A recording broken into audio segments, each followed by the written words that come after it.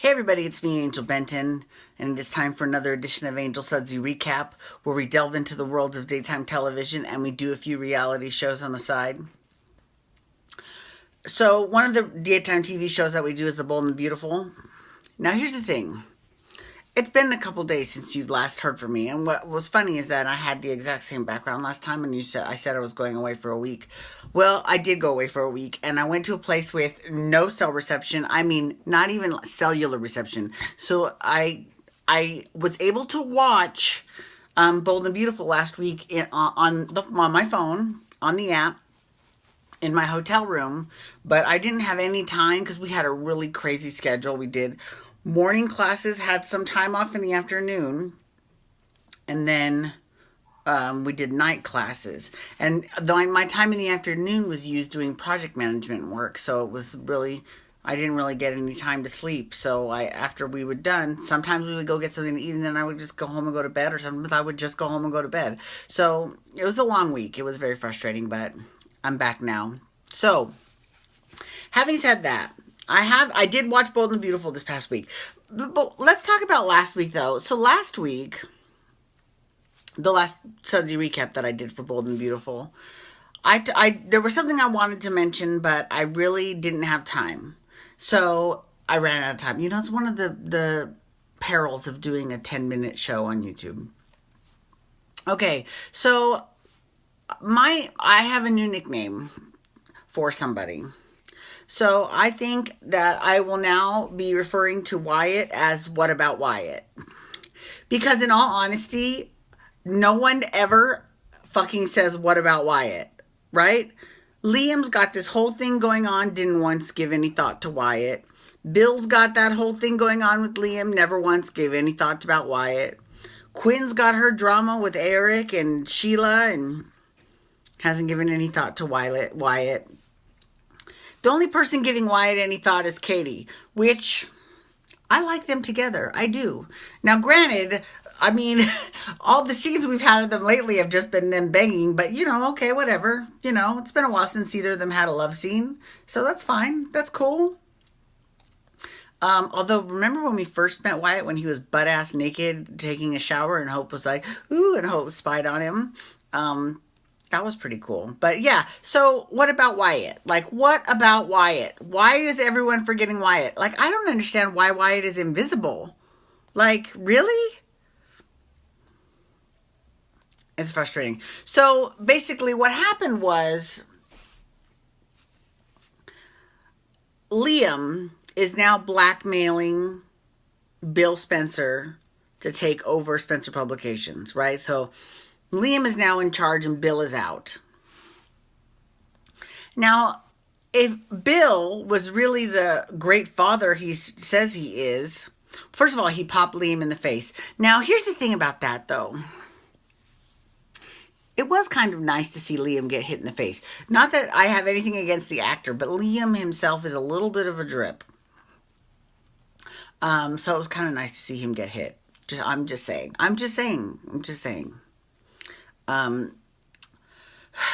Okay, now, if Bill was as the great father that he says he is, he would have said, okay, I will leave you the company, but I'm going to leave Wyatt the company too. So that it doesn't look like he's favoring one son or the other. Or if Liam was the great stand-up guy that he is, he would have said, you're leaving the company to me and Wyatt, and you're going. Right?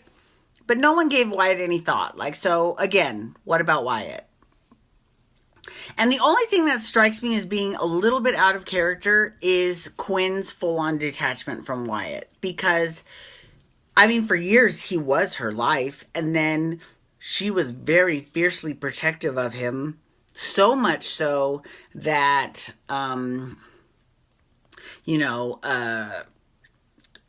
what's his name? Ricardo Sotomayor, the Hope Diamond, he got taken care of. And, she would do whatever it took to make sure that her son got ahead. She was very obsessed with him. Not obsessed, but, because that's not a good word. She was very single-minded in her focus on Wyatt. So now that Eric's in her life, though, she's all about Eric. So I would like to see a little bit more of Quinn taking an active interest in Wyatt's life and going, what's going on with Wyatt, or finding out what's going on at Spencer Publications and going, what about my son, you asshole? Why did you just take, why'd you favor Liam? So it looks like they're going to be pairing Liam with Sally because, as you know, Thomas Forrester has left the show. So it looks like Sally is going to end up being paired with Liam. Honestly, I would rather, I actually would, I can't believe I'm going to say this. I would rather her be with Liam. I mean, I would rather her be with Thomas, to be honest with you. But if he's not going to be on the show, I would rather Sally be with Liam than Steffi be with Liam. And Steffi, it appears, is going to be doing some sort of flirtation with Bill because you see that's coming. This affair or whatever they're going to have is coming. And here's what I don't understand about that. This isn't the first time that they've kind of gone around the rodeo together. So why is it, I don't know, like, why has that never been mentioned before? Like, it's like, I've been watching this show for years religiously, and like for the longest time, like when she first came back to town, Bill's never met, I mean, now granted, Bill had Katie before. Now he quasi has Brooke. We'll get to her in a second. So, I mean, it just seems kind of, honestly, the minute Katie was gone, I would have thought he would have gone for Steffi then. But you never know. Okay, so he's got Brooke now, except here's the other thing, too. I feel like the show is trying to push Brooke and Ridge together. And I'm not opposed to that. I don't think there's anything wrong with that. I just feel like the setup has been, I feel like Brooke just turned on a dime. Just like that. That was a callback to what she told Caroline. Oh, Caroline, I could have Ridge anytime I wanted him. Just like that. I fucking love that. I quote that all the time. So it just seems weird that, because Bill said, I left Spencer to go travel. So she's like, okay, where are we going to go? Mexico, Tahiti, Europe. Sorry, it's been a long day of travel. And I've got my second wind now, but I'm getting into it. Okay, so are we going to have our second day of travel? What's going on? I mean, our second day of travel. Are we going to have, where are we going on our trip?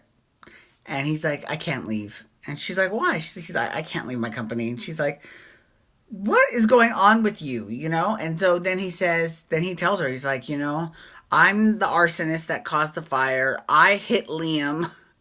Liam's blackmailing me out of the company.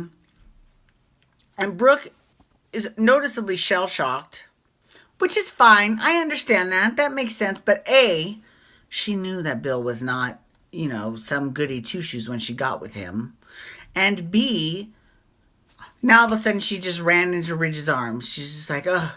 Then she goes back to be with Ridge.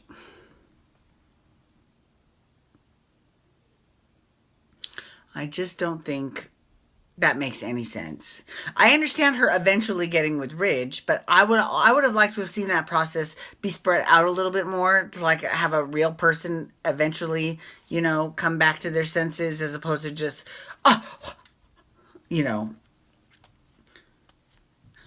Anyways, so I did want to also mention that I've also, in addition to watching last week's Bold and Beautiful, I also watched Bold, because if you go onto the CBS app, they have season 1, which is the first year of the show. So I've been watching I've watched like the first 10 episodes of that show. And first of all, it's amazing how young everyone is. Like Eric, like Brooke. Brooke was only like 20 years old. That's crazy. That is crazy. Who else? All the other people on the show. Oh, wait. Let's talk about Margot Lindley. Margot Lindley is a fierce fucking bitch. She is fierce. And she's on the show now. Well, not on Bold and Beautiful. She's on Days of Our Lives. She plays Kate on Days of Our Lives. And she is fucking fierce on Bold and Beautiful. She is... I forgot that. I had forgotten how fierce of a character Margot Lindley was. So that's kind of interesting. And it's also interesting seeing Bill's father, Bill Sr., and how he is, and then how he is with Caroline, not the Caroline that was married to Ridge just recently, the first Caroline, who I think is the love of Ridge's life. I know that everyone always talks about Ridge and Brooke, but I really think that the love of Ridge's life was Caroline. And especially if you see them back then, like it's pretty obvious that Caroline was the one for him.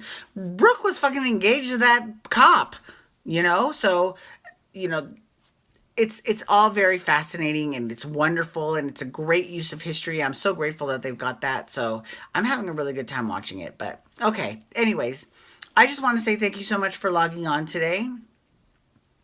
Please feel free to follow me on Twitter and Instagram at Angel Benton. You can hashtag Bold and Beautiful to talk about the Bold and the Beautiful, or you can also hashtag Dancing for Relevancy to talk about Dancing with the Stars.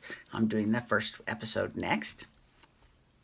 And you can also hit that subscribe button on my YouTube channel to get my YouTube videos sent into your email inbox every single day. So I also want to say too, little programming note. I wasn't sure what show I'm going to do. I have decided I'm going to do Below Deck this week, because I had to choose between Below Deck or Jackson Brittany. And I love Jackson Brittany, and I know that it's a shorter show, but I mean, Below Deck is the gift that just keeps on giving, so I'll be talking about that too. Okay, have a great night, everyone. Peace out. Wubba, wubba, wubba.